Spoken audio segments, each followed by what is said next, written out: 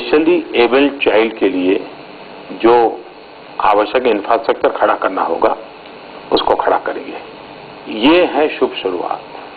यही बातें हैं जो हमें बदलाव की ओर ले जाएगी। देश जब दिवाली मना रहा था तब मैं सियाचिन गया था, क्योंकि उन्हीं की बदौलत हम दिवाली मना पा रहे हैं। तो मैं उनके बीच गया था। कितनी कठिनाइयों में वो जीवन गुजारा करते हैं उसका अनुभव मैंने किया। मैं देश की रक्षा करने वाले जवानों को सैल्यूट करता हूं। लेकिन आज मुझे एक और गर्व की बात कहनी है। हमारे देश के जवान सुरक्षा के क्षेत्र में काम करते हैं। प्राकृतिक आपदा के समय जान की बाजी लगा करके हमारी रक्षा करने के लिए कोई भी साहस करने को तैयार हो जाते हैं। खेलकूद में भी हमारे देश के जवान भारत का गौरव बढ़ाते रहते हैं। आपको जानकर के खुशी होगी कि हमारी सेना के कुछ खिलाड़ियों ने ब्रिटेन में आयोजित एक बहुत ही प्रेस्टिजियस कैब्रियन पेट्रोल की एक स्पर्धा होती है, करीब 140 देशों को पीछे छोड़ करके हमारे इन जवानों ने गोल्ड मेडल दिलाया देश को। मैं इन जवानों को विशेष रूप से अभिनंदन करता हूं। मुझे अभी एक अवसर मिला था, हमारे देश के जवान, नौजवान विद्यार्थी, युवक युवतियां खेलकूद में जो विजेता होकर के आई थी, उनसे मैंने एक चायपान का कार्यक्रम रखा था। मुझे एक नई ऊर्जा मिली, उनका उत्साह, उमंग, और मैं देख रहा था कि और देशों की तुलना में हमारी व्यवस्थाएं, सुविधाएं बहुत कम होती हैं, लेकिन शिकायत के बजाय जो उमंग और उत्साह से और अधिक कुछ करने की बात कर रहे थे। अपने आप में मेरे लिए इन खिलाड़ियों के साथ चायपान का मेरा कार्यक्रम मुझे बहुत ही प्रेरक रहा था, मुझे अच्छा लगा था। एक बात कि और मैं देशवासियों को, और मैं सच में मन से कहना चाहता हूं, मेरे मन की बात है और मुझे विश्वास है देशवासियों के मेरे शब्दों पर भरोसा है, मेरे इरादों पर भरोसा है। लेकिन आज मैं फिर एक बार उसको अपनी तरफ से दोहराना चाहता हूं। जहां तक काले धन का सवाल है, ब्लैक मनी का सवाल है, मेरे देशवासी, आपके इस प्रधान सेवक पर आप भरोसा कीजिए। मेरे लिए ये आर्टिकल ऑफ फेथ है। भारत के गरीब का पैसा जो बाहर गया है वो पाई पाई वापस आनी चाहिए। ये मेरा कमिटमेंट है।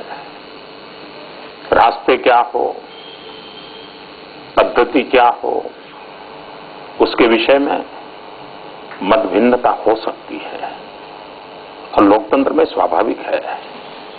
लेकिन मेरे देशवासी, मुझे जितनी समझ है और मेरे पास जितनी जानकारी है, उसके आधार पर मैं आपको विश्वास दिलाता हूं कि हम सही रास्ते पर हैं।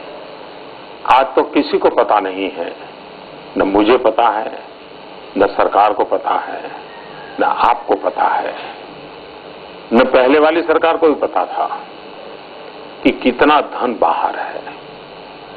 हर कोई अपने अपने तरीके से अलग अलग आंकड़े बताते रहते हैं।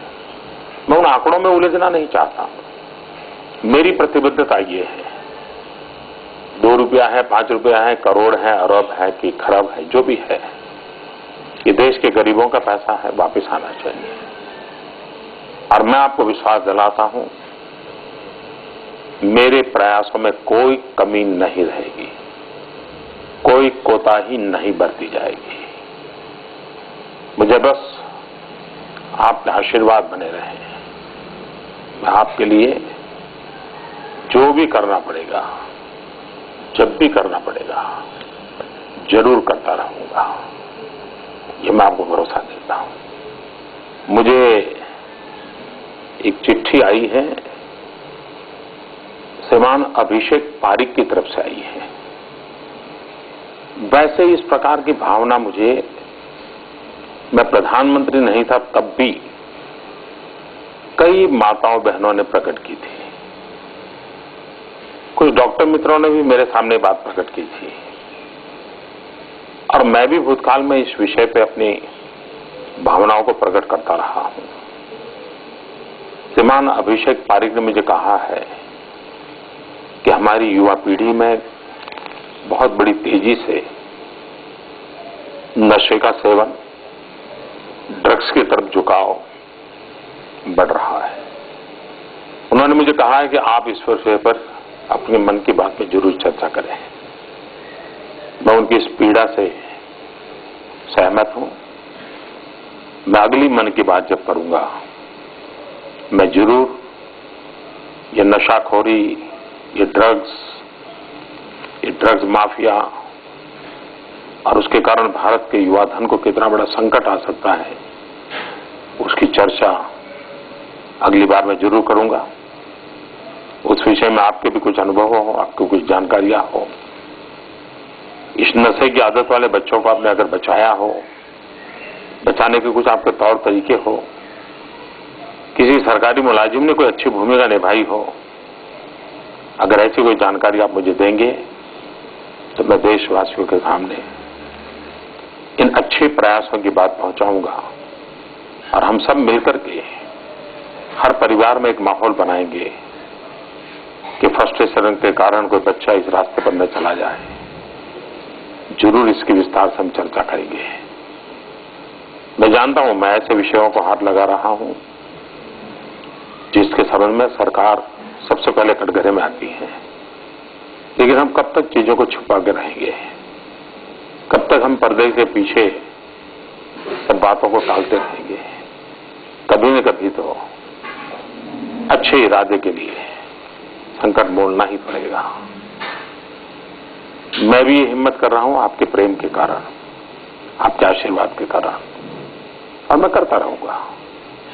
कुछ लोगों ने ये भी मुझे कहा कि मोदी जी आप तो कहते हैं कि हमारे सुझाव दीजिए, फेसबुक पर दीजिए, ट्विटर पर दीजिए, ईमेल भेजिए, लेकिन देश का बहुत बड़ा वर्ग है जिनके पास ये है ही नहीं, तो वो क्या करें?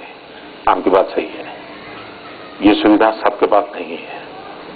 तो मैं आपको कहता हूं कि मेरी मन की बात के संबंध में अगर आप कुछ कहना चाहते हैं तो गांव-गांव रेडियो में मेरी बात तो सुनते हैं, तो आप मन की बात आकाशवाणी, संसद मार्ग, नई दिल्ली, अगर चिट्ठी भी भेज देंगे और कुछ सुझाव देंगे, वो जरूर मुझ तक पहुंच जाएगा और मैं जरूर उसको गंभीरता से लूंगा, क्योंकि सक्रिय नागरिक ये विकास की सबसे बड़ी पूंजी होता है। आप एक चिट्ठी लिखते हैं मतलब कि आप बहुत सक्रिय हैं, आप अपना अभिप्राय देते हैं मतलब कि आप देश की विषयों से कंसर्न है, और यही तो देश की ताकत होती है। मैं आपको निमंत्रण देता हूं, मेरे मन की बात के लिए आपके मन की बात भी जुड़नी चाहिए। हो सकता है आप जरूर चिट्ठी लिखेंगे।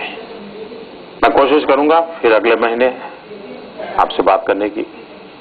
मेरा प्रयास रहेगा, जब भी बात करूंगा रविवार को करूंगा, 11 बजे करूंगा। अब मौसम बदल रहा है, धीरे धीरे ठंड की शुरुआत हो रही है। स्वास्थ्य के लिए बहुत अच्छा मौसम होता है ये। कुछ लोगों के लिए मौसम खाने के लिए बहुत अच्छा होता है, कुछ लोगों के लिए अच्छे अच्छे कपड़े पहनने के लिए मौसम होता है, लेकिन इसके साथ साथ स्वास्थ्य के लिए भी बहुत अच्छा मौसम होता है। इसे जाने मत दीजिए, इसका भरपूर उपयोग कीजिए। बहुत बहुत धन्यवाद। मन की बात आकाशवाणी के माध्यम से माननीय प्रधानमंत्री श्री नरेंद्र मोदी आपसे अपने मन की बातें साझा कर रहे थे। यदि आप भी प्रधानमंत्री जी से अपनी कोई बात कहना चाहते हैं, उन्हें कोई सुझाव देना चाहते हैं, तो अपने मन की बात चिट्ठी लिखकर इस पते पर भेजें। मन की बात, प्रसारण भवन, आकाशवाणी, संसद मार्ग, नई दिल्ली 110001। आप अपनी बात www.mygov.in पर ईमेल भेजकर भी कह सकते हैं। याद रहे www.mygov.in। ये प्रसारण आकाशवाणी